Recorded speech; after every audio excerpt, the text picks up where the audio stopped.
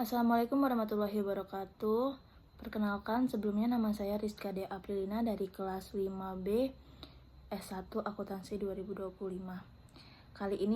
Pada kesempatan kali ini, saya akan membahas materi tentang transaksi entitas induk dan entitas anak mengenai persediaan dan jasa. Yang akan kita bahas pertama itu eliminasi transaksi di antara entitas induk dan entitas anak.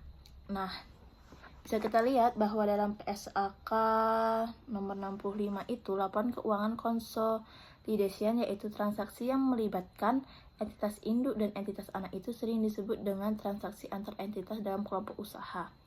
Nah, jika kita perhatikan pada gambar 5.1 yang ada di buku, yaitu gambar transaksi antar entitas dalam kelompok usaha, yaitu ada entitas induk, kemudian ada juga entitas anak. Nah, jadi panah yang ke bawah itu adalah jenis transaksi hulu. Nah, maksud dari transaksi hulu ini maksudnya adalah transaksi dari entitas induk ke entitas anak, atau bisa disebut dengan transaksi downstream.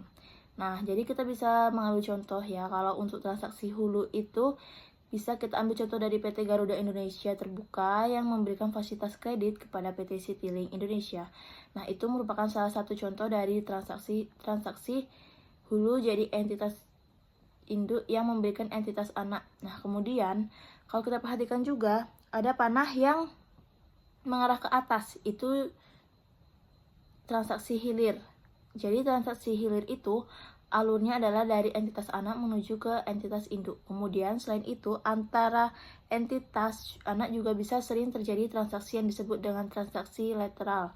Nah, contohnya itu misalkan dari entitas anak ke entitas anak B ini, bisa kita mengambil contoh untuk transaksi lateral itu adalah yang dilakukan oleh PT Krakatau Daya Listrik dan Krakatau Tirta Industri. Nah, kedua perusahaan ini merupakan perusahaan anak dari PT Krakatau Steel Indonesia.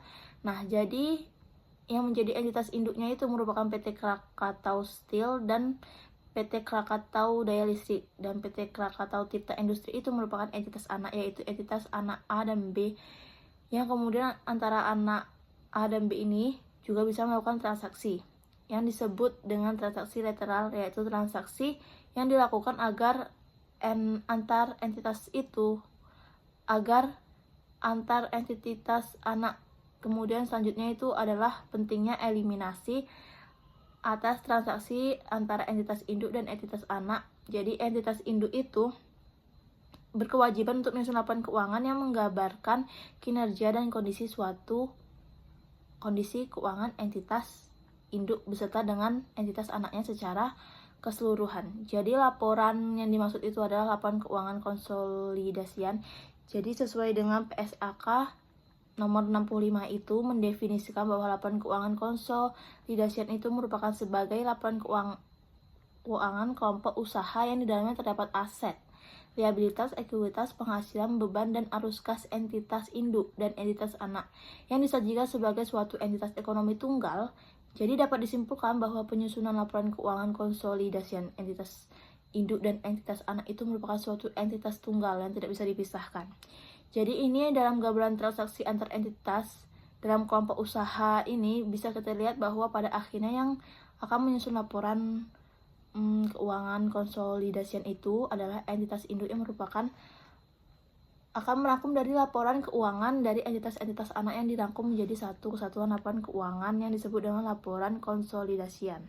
Kemudian, mengapa pentingnya harus dieliminasi beberapa transaksi tersebut? Karena kita bisa saja ambil contoh saja nih ya, misalkan untuk persediaan entitas induk itu, persediaan itu bisa saja menjual persediaannya ke entitas anak. Kemudian entitas anak juga bisa menjualnya ke konsumen ketiga, karena sebenarnya entitas induk dan entitas anak ini merupakan satu kesatuan. Jadi di situ bisa dikatakan nanti ada double pencatatan keuntungan. Jadi kalau misalkan dari entitas induk itu menjual barang ke entitas anak, otomatis akan mencatat beberapa keuntungan dari penjualan tersebut. Nah, kemudian entitas anak juga sama halnya dari harga yang dia beli dari entitas induk, kemudian dijual lagi ke perusahaan atau customer terakhir seperti itu, yang kemudian otomatis juga akan memperoleh keuntungan. Yang dikhawatirkan di sini adalah kenapa harus dieliminasi jadi perlakuan atau bebanan jumlah persediaan. Jadi jangan sampai pencatatan persediaan itu double, karena pada intinya barang yang digunakan itu adalah barang yang sama yang nantinya memang setiap masing-masing entitas itu baik itu induk maupun anak pasti akan mencatat transaksi tersebut. Nah, kemudian mengapa harus dieliminasi? Untuk menghindarkan double pencatatan atau pengakuan yang tidak sesuai dengan jumlah atau kondisi persediaan yang seharusnya, maka perlunya dilakukan proses eliminasi. Nah, di sini ada contoh transaksi penjualan yang bisa kita lihat di buku. Ada 3 skenario di buku. Yang pertama itu seluruh persediaan yang diperoleh oleh PTP. Jadi di sini ada PTP dan PTS. Nah, terjual seharga 16 juta. Kemudian ada skenario 2 bahwa seluruh persediaan itu belum terjual.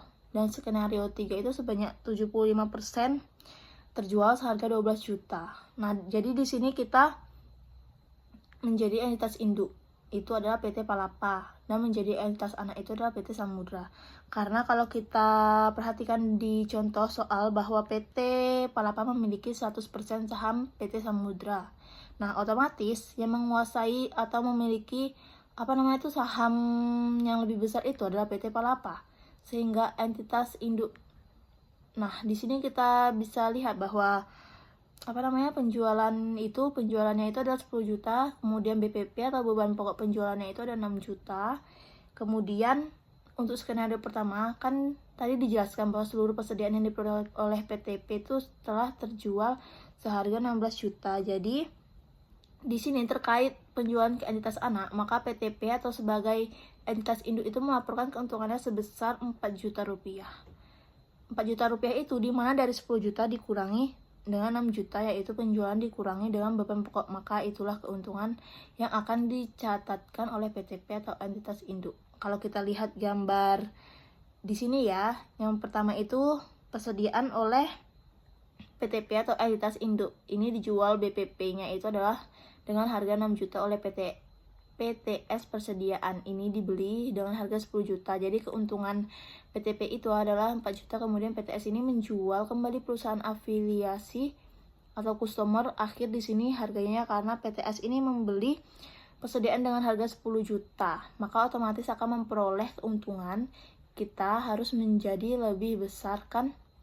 Maka harga jualnya itu adalah 16 juta. 16 juta dan BPP-nya itu 10 juta.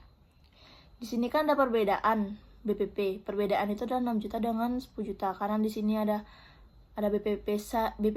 BPP-nya saja dan PTP lalu PTS-nya itu berbeda, maka kita harus mengeliminasikan terlebih dahulu akun penjualan milik PTP dan beban pokok penjualan milik PTS itu harus dieliminasikan karena transaksi penjualannya merupakan terjadi dalam suatu entitas. Maka jurnalnya itu adalah seperti ini, penjualannya di debit, kemudian kreditnya itu adalah beban pokok penjualan. Maka kita bisa lihat dampak jurnal eliminasi.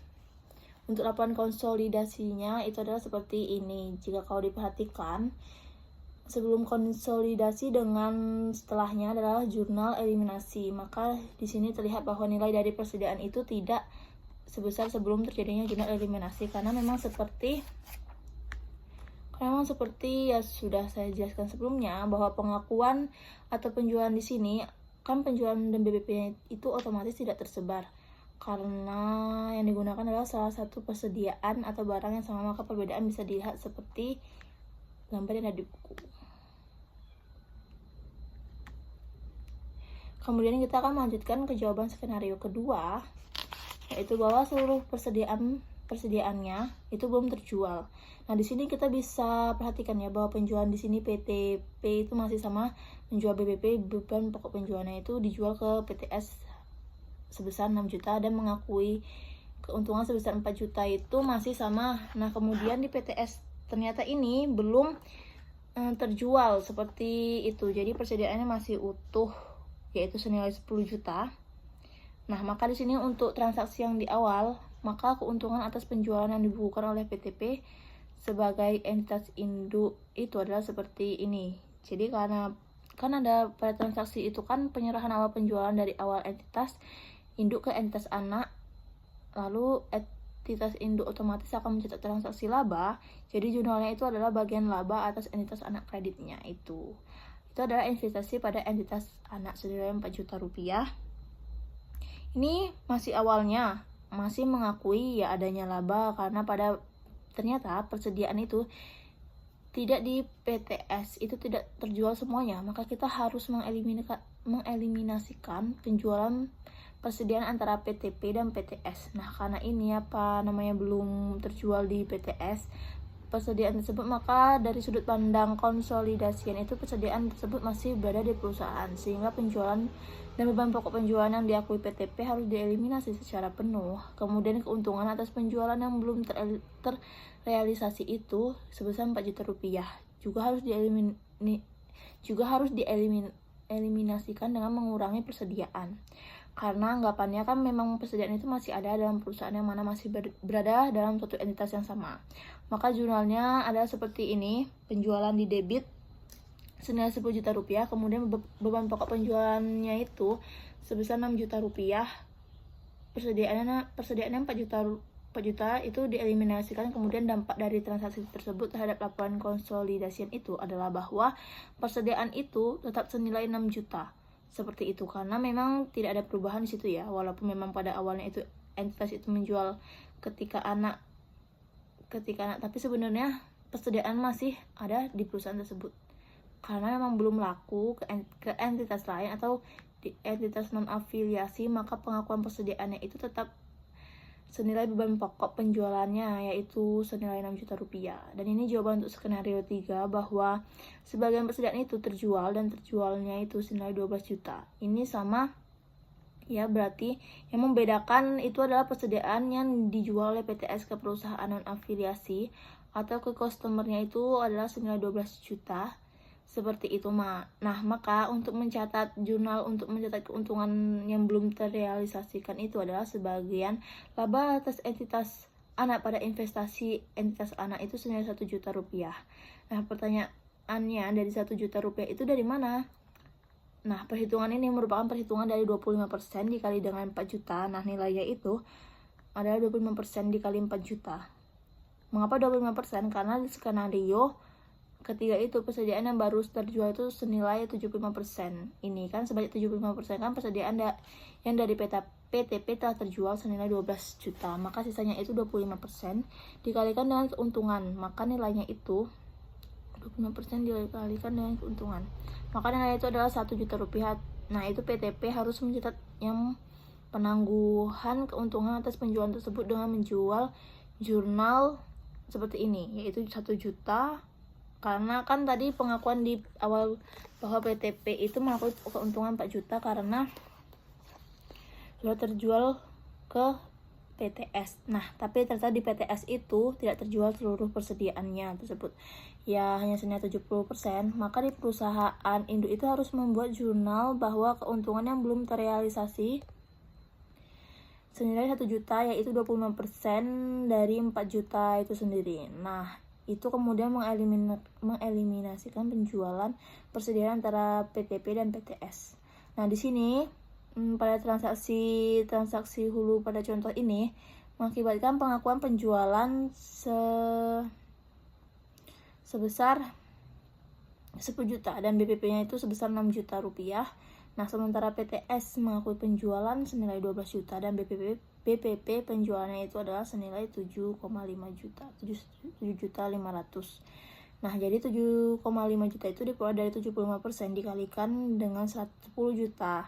Jadi karena yang terjual 75%, maka dikalikan dengan harga belinya. Seperti itu. Nah, kemudian eliminasi ini dibuat atas akun penjualan yang dilakukan PTP, yaitu senilai 10 juta. Jadi penjualan itu harus kita buat jurnal eliminasinya. Kemudian keuntungan atas penjualan yang belum terrealisasi sebesar 1 juta juga harus dieliminasikan dengan mengurangi akun persediaan. Jadi nanti di kredit juga ada akun persediaan senilai 1 juta, itu di kredit. Kemudian akun beban pokok penjualan dieliminasi senilai 9 juta. karena beban pokok penjualan yang akan disediakan dalam laporan keuangan konsolidasian itu hanya sebesar Rp4.500.000 saja. Jadi Rp4.500.000 itu adalah pengalihan antara 75% barang yang terjual di PTS tadi dikalikan dengan 6 juta. Yaitu 6 juta itu merupakan persediaan yang dimiliki oleh perusahaan sebagai satu kesatuan induk seperti itu. Jadi pengakuan oleh entitas induknya itu yaitu 6 juta rupiah. Nah, jadi memang yang dilaporkan dalam laporan keuangan konsolidasian itu adalah real yang terjadi di perusahaan tersebut. Jadi karena yang terjual itu realnya ke konsumen itu di luar perusahaan itu antara induk dan anak itu hanya 70%, maka dikalikan BPP-nya. Maka jurnalnya itu adalah seperti ini, penjualannya itu 10 juta, BPP-nya itu senilai 9 juta, dan persediaannya itu 1 juta. Maka bisa kita lihat untuk skenario ketiga, dampak untuk laporan konsolidasiannya itu adalah seperti ini. Jadi hasil akhirnya adalah persediaan sisanya itu senilai 1.500.000. Nah, BPP sisanya 4.500.000 itu, dan penjualan itu senilai 12 juta. Jadi sesuai ya sedemikian arus PTP-nya itu tadi. Mungkin itu saja yang dapat saya jelaskan. Mungkin itu saja yang dapat saya sampaikan. Kalau lebihnya saya mohon maaf. Kalau banyak kurangnya saya minta maaf juga. Wassalamualaikum warahmatullahi wabarakatuh.